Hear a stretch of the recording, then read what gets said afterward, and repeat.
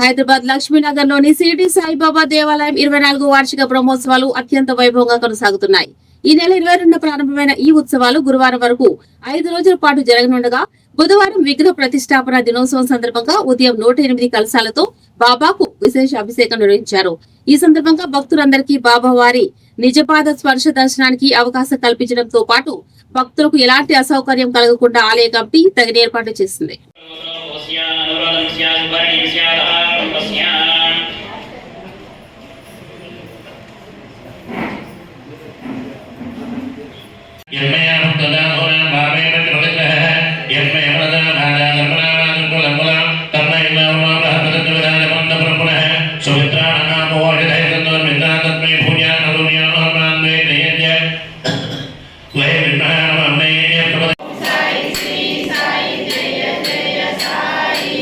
ओम साई श्री साई जय जय साई। ओम साई श्री साई जय जय साई। ओम हम अंदर వచ్చినాయా గోత్రాలు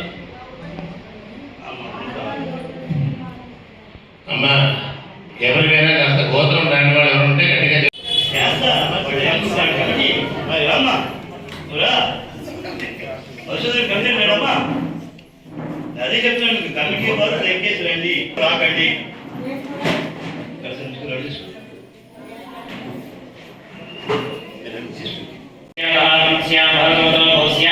విశ్వప్రసత్ పద్మావతి వెంకటరమణేశ్వరం విజయలక్ష్మి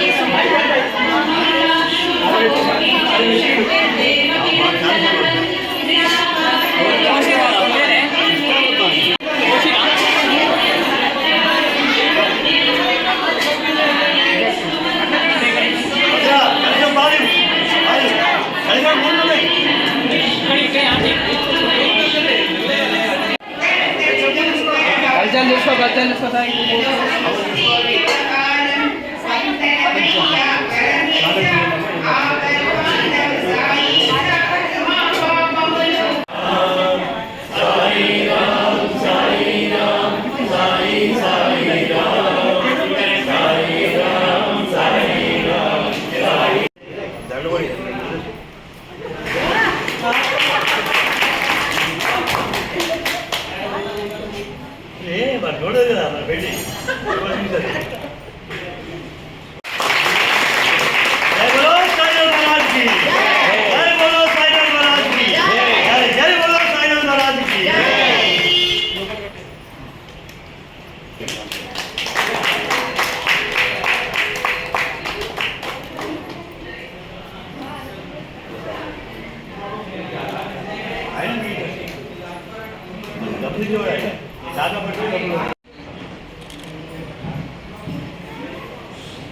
గట్టిగా చెప్పడం వల్ల బాగుంది.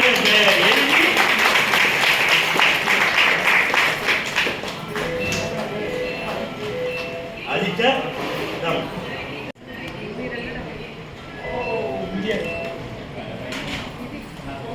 ఈరోజు పర్వదినము ఎంతో ఆనందదాయకమైనటువంటి ప్రజా బాబా యొక్క 24 సంవత్సరాలు కంప్లీట్ చేసిన 25వ సంవత్సరంలో అడుగుతున్న ఈ శుభ సందర్భంలో 108 వెండి కలశాలతో అభిషేకము, తర్వాత వివిధ పూజా కార్యక్రమాలు ఎంతో విశేషంగా జరిపినటువంటి కమిటీ వారికి, ఆలయ సభ్యులకు, ఇక్కడ మహా భక్తీశ్వరులు పాల్గొని జయప్రదం చేసి శుభప్రదం చేశారు. ఇక్కడ బాబావారు ఎంతో శక్తి కలిగిన బాబా గారు. ఇక్కడ ఎవరు వచ్చి కోరుకున్న కోరికలు తప్పకుండా తీర్చేటువంటి తండ్రి మన బాబా. ఈ యొక్క బాబాని సేవిస్తూ తరిస్తూ మీ యొక్క ఆయురారోగ్యాల్ని కాపాడుకుంటూ మీరు ముందుగా శుభమస్తు. సాయి బంధువులకి, సాయి సేవకులకి అందరికీ కూడా ఈ 25వ తారీఖు 24వ షిరిడీ సాయి బాబా మందిరం యొక్క వార్షిక బ్రహ్మోత్సవాలు ఎంతో ఘనంగా నిర్వహించుకున్నాం. ఇందులో భాగంగా 5 రోజులుగా ఈ యొక్క ఉత్సవాన్ని మనం నిర్వహించుకుంటూ ఉన్నాం. బాబా అనుగ్రహంతో స్వరూపాజీ గారు మేము అడిగిన వెంటనే మా ఇంటి దయ చూపించి మన మందిరానికి వచ్చి భక్తులకి అలాగే బాబాకి అభిషేకము, భక్తులకి ఆశీర్వచనం ఇచ్చి మా కమిటీ వారిని కూడా ఎంతో ఉత్సాహపరుస్తూ సేవా కార్యక్రమం ఇంపార్టెంట్, సేవలు చేయాలి కానీ భక్తి ఒక్కటే కాదు. ప్రసాద్ గారు, మీరు సేవా కార్యక్రమాలతో పాటుగా భక్తులు కూడా పెంచే ప్రయత్నం చేయండి. ఈ బాబా గుడి, ఇక్కడ బాబా ఉన్నాడు, మాకు ఆ నమ్మకం ఉంది. ఇక్కడ భక్తులకి వారు కోరిన కోరికలను కూడా బాబా తీరుస్తాడు అనే నమ్మకంతో ఈ కార్యక్రమాన్ని మనం చేసుకుని బాబా గుడికి, అలాగే మా కమిటీ వారు కూడా ఎంతో ఉత్సాహంగా భక్తులకి వారికి అనుకూలంగా ఉండే విధంగా ఎన్నో కార్యక్రమాలు నిర్వహిస్తూ ఈ 5 రోజులు కూడా చాలా చక్కగా నిర్వహించాం. ఈరోజు ప్రత్యేకంగా మా బాబా గుడికి సంబంధించి, ఈ గుడికి సంబంధించి సంవత్సరంలో ఒకరోజు మాత్రమే పీఠం మీదకి వెళ్ళి నిజపాద దర్శనం చేసుకునే అవకాశం కల్పించబడింది. అలాగే ఈ విషయం కూడా 24 ఏళ్ల క్రితం చంద్రబాణి సత్పతి గారు అనే గురువు గారు ఇక్కడ నుంచొని, ఇదే ప్రాంతం నుంచొని ఉప్పర్ కొయినే చాన్నా అని అన్నప్పుడు, స్వామి మేము అటుపక్క ఇటుపక్క మెట్లు పెట్టుకున్నాము, అన్ని గుళ్ళలో కూడా బాబాని స్పర్శిస్తున్నారు, మరి మాకు ఎలా స్వామి చెప్పంటే ఆజ్ కా దిన్ చూడతాము అని చెప్పి అంటం జరిగింది. అదే రకంగా 23 సంవత్సరాలు, ఇది 24వ సంవత్సరం, ఇప్పటి వరకు కూడా సంవత్సరాలు కమిటీ వారు కానీ మిగతా వారు కానీ పైదాకా వెళ్ళే అవకాశం లేదు. ఒక గురువులకి, స్వామీజీలకి, పూజారులకు మాత్రమే పైదాకా వెళ్ళి పీఠం మీద హారతి ఇచ్చే అవకాశం ఉంటుంది.